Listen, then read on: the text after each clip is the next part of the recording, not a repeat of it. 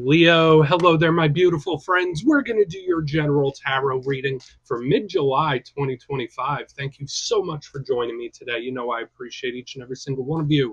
So let's get right down to business, as always, and start you off with an oracle card here, just so we can dip our toes in the energy and see what's happening for the lovely Leo collective.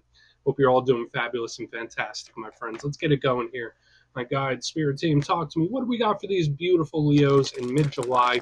We're getting very close to Leo season, right around the corner. It's almost birthday time. What energies, messages, insights can we take a peek at? And yeah, we're just going to take a real quick look at this first card. Then we'll get into the full reading itself.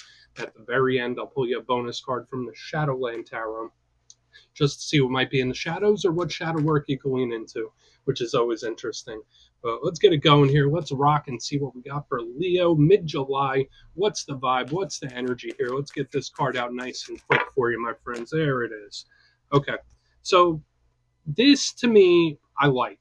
The card is titled Growing Up. Now, this doesn't just speak about aging.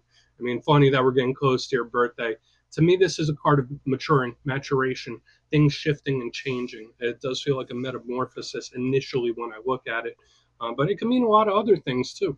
Now, before we fully dive into that, if you're new here, I'll be speaking about the July subscriber surprise towards the end, so you might want to check that out.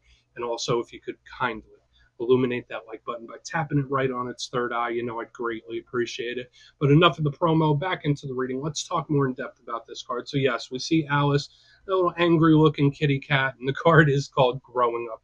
So yeah, there is that little tie-in being right around the corner from your birthday. Listen, Leos usually age very well in my experience, right? They always look younger than what they really are. So I don't feel like this is a big concern to me. When I see this card, I think of just a maturing. So for some Leos, maybe there's a situation you're beginning to see a little bit different. Maybe you're starting to see the world a little bit different. Maybe there's certain things you're feeling different about. It's very common in the human evolution and the journey of life to always be in a state of shift and flux. And I don't necessarily feel like this is bad.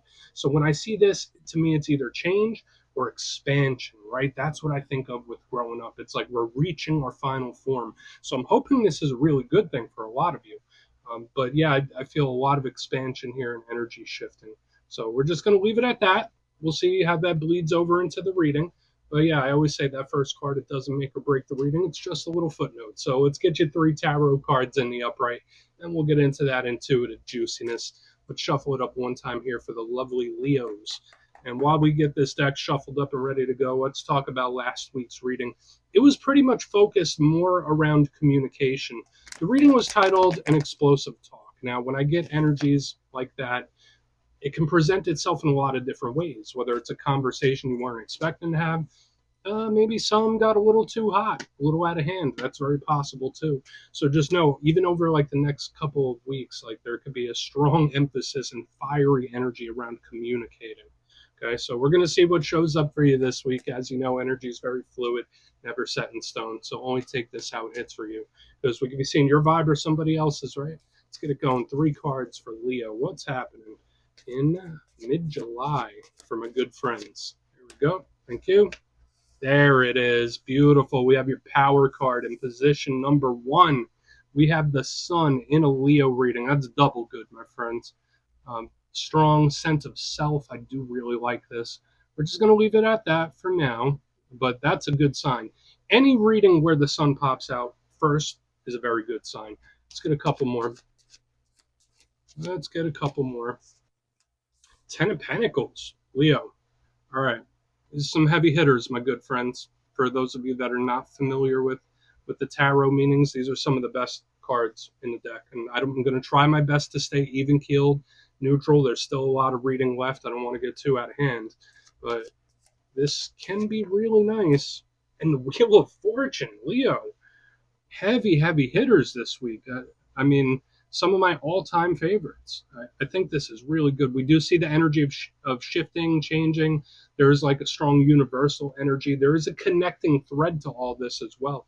Not that they're all just positive, but let's just go through. I'll give you some of the classical meanings and archetypes, and we'll get into that juicy, intuitive stuff. But at first glance, I feel like elementally this is a pretty good match for you. We have your power card with fire. We have earth. I mean, It could speak of the material things. Sometimes that energy is in opposition to fire signs like us. And I also give this, even though it's multiple signs, I give this fire because I think of Jupiter and Sagittarius. So there's a lot of comfortable energy here. Not to mention that they're classical forms for all these cards. It's like home run after home run after home run, win after win after win. So we could be lining up for a very, very good reading. Let's just hope it doesn't shift too much, right? Because we have an energy that's very predictable and then one that's always moving. So let's go through this piece by piece and really start to build it out. Position number one, we are starting with the beautiful sun. So again, those of you that watch tarot, you know, this is Leo card. Leo is ruled by the sun, beautiful, vibrant. Um, the sun is life-giving. It's the best card in the whole entire deck. It's universal energy. It's source that shines down on us from spirit. So it's revitalized. There's a good energy level here. So if you've been going through a rough patch or you haven't been feeling too hot, when this card shows up in your weekly reading, it's like, okay, now I'm stepping my game back up. Now I'm getting back to normal. So if things have been going good for you, they could even potentially go better here. Now the sun does have some challenges, as do all cards. This could sometimes represent realizations, revelations, information coming to the surface, because nothing can hide under the rays of the sun. So that's one thing that could be difficult to grapple with. But another thing, the sun is very intense, right? I mean, for a lot of us, if we stay out in the sun too long, we'll get all burnt. And that's the one thing I say about this card. It's fiery, it's very intense. So for some of you, you might just be dealing with some extremely intense situations that need your attention. So we'll touch base with this again. I'm never going to turn a positive card into a challenge, but this is a really fantastic way to start. We just need to look at the nuance of it, of course. Now, moving to the center, as we get this tucked in right by the amethyst, we have the 10 of Pentacles. Beautiful. To me, this is a level up type of energy. It's beautiful for the material aspects of life, especially since it's earthy. So we're thinking work, career, money, business, investments, like anything in regards to the material world. It's looking good. It's looking stable. This could represent the home. It could represent property. It could represent the family unit. We see all those things depicted in this card.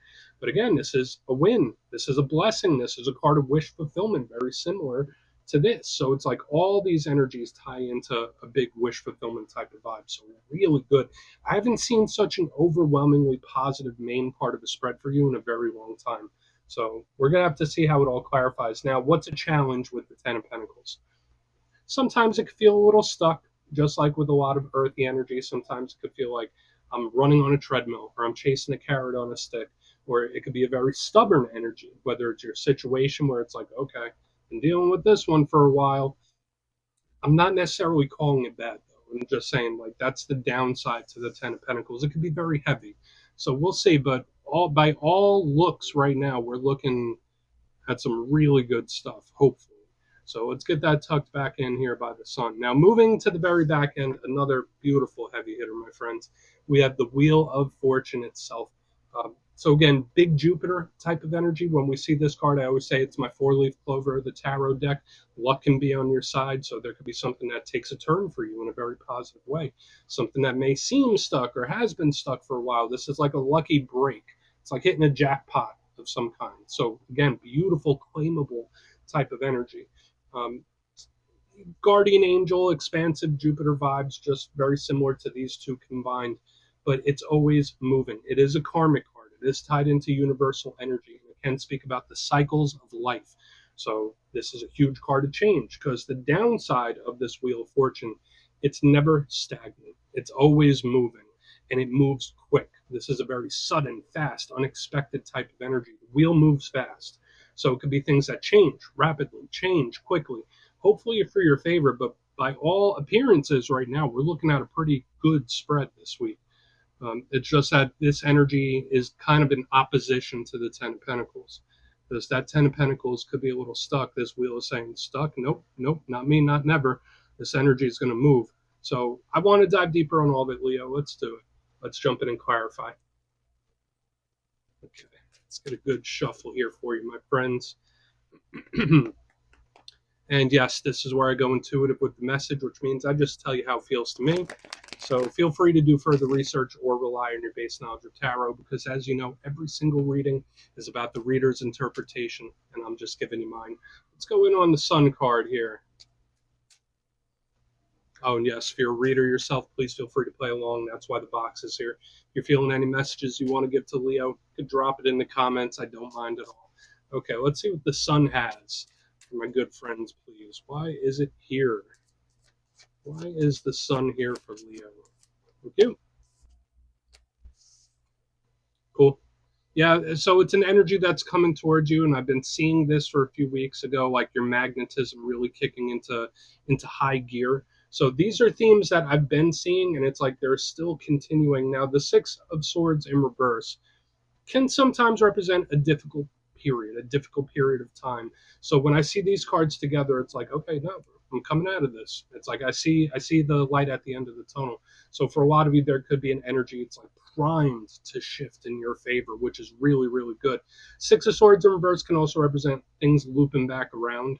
So when I see this combination, it's like, yeah, I'll touch base with this when the time comes. We'll cross that bridge when we get there. So for some of you, whatever situations you're dealing with, you might have that mindset where it's like, you know what, I'll worry about that when the time comes. So again, we have returns, we have energies swooping back around, but I also see a light at the end of the tunnel in a positive way, especially with this in reverse. Because usually this represents, yeah, we're coming out of a really difficult time. When it shows up in reverse, it's like I'm powering through. I may not be in the clear just yet. I may not be in the clear just yet, but I see the light. I see what I'm moving towards. So I like it. I think it's good. And then, yeah, there's just this energy where it's like, I'll worry about that when the time comes. So for some of you, whether that's advice from spirit, I like it. I think it's really good. And if we're just talking about a blanket statement, win, victory, or a blessing because of the sun, to me, it feels like it's coming to you. So let's move over to the Ten of Pentacles. Let's see what that has. It's interesting because I saw a similar thing in the Aries reading. But let's see why the Ten of Pentacles is in the mix for my lovely Leos. Why is that here? Thank you. Okay. So this energy seems content. I mean, I have the Page of Cups in reverse here. It's an energy where it's like, no, I'm not going to say nothing about it. I'm not going to address it. So for some of you, there could be either situations or even people where it's like, I don't really want to talk about it right now. The energy to me does feel very private. Again, it doesn't feel bad to me. I still get a beautiful wind-based type of energy overall. But when I see the Page of Cups in reverse underneath this Ten of Pentacles, it's like I'm going to be quiet about this for the time being. Which is funny because last week I saw an explosive talk. Now the energy here is like, well, maybe I won't. Maybe I won't say nothing. Maybe I'll just let that be for now. So there again, we have this energy. I don't want to say it's like kicking the can down the road, but this one is like, I'll cross that bridge when I get there. I don't want to address that yet. I'll address it when I'm ready. It's like giving me this kind of energy, which I think could be good. It could be agency. Now, maybe you're connected to a water sign when the Page of Cups is here. When this card does show up in reverse, it's like, I'm content. Like, so there's a nice strong energy of contentment showing up too. So again, if you've been going through a tough time, we got wins, we got victories, we got blessings. They're very big, beautiful energies here. But it's like, I am happy with how things are. Let's keep moving. Let's see if they stay that way, right? Because it's like we have the energy coming towards you, then we see an energy that feels firm. Really want to see what's up with that Wheel of Fortune because that's where things could shift. But let's go in on the wheel. We'll keep it at that. So why is the wheel here for my lovely Leo friends? Before we get into the recap in the shadow. Thank you. All right, yeah, the energy does shift really, really fast. So we have the Two of Wands in reverse. It's like, yep, when I least expect it. When I least expect it, that's when it shifts. Okay, so for some Leos, it could be a situation now when you put it out of your mind, or the more you put it out of your mind, the better. Where it's like, you know what, I'm not going to think about it. The more I think about it, the more I delay it. Two of Wands is usually a card of planning, strategy, step by step by step. So in reverse, underneath this Wheel of Fortune, of course, this could be either like a surprising change of some sort, unplanned, or this could be a surprising winner victory too, where it's like, oh, I wasn't even planning on that. Surprise to me, like it feels really good.